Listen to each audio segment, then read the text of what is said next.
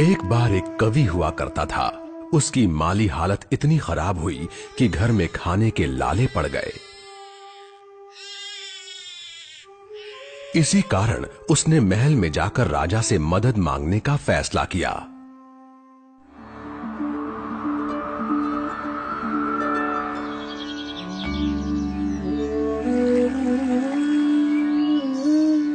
राजा के बुलाए जाने पर उसने अपनी कविताएं पढ़नी शुरू कर दी। वाह वाह वाह वाह वाह वाह। राजा बहुत प्रसन्न हुआ और उसने कवि से अपना इनाम मांगने के लिए कहा। कवि ने मोहरों से सजे शतरंज की ओर इशारा करते हुए कहा, महाराज, अगर आप पहले खाने में चावल का एक दाना रखें और हर खाने के लिए उसे दुगना करते जाएं, तो मैं समझूंगा मुझे मेरा इनाम मिल गया। बस इतना ही? राजा ने पूछा। सिर्फ चावल का एक दाना और सोना नहीं? जी हाँ महाराज। तो फिर ऐसा ही हो। दरबारियों ने चावल के दाने रखने शुरू कर दिए।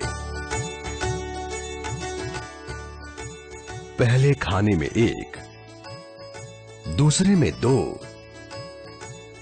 तीसरे में 4, चौथे में 8। इस तरह वो रखते गए। जब 10वें खाने में चावल रखने की बारी आई तो उन्हें चावल के 512 दाने रखने पड़े। 20वें खाने तक संख्या बढ़कर 5,24,288 हो गई।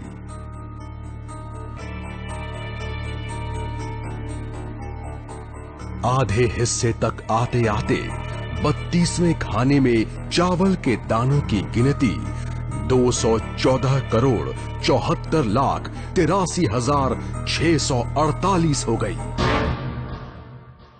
जल्द ही गिनती अरबों खरबों में बढ़ गई।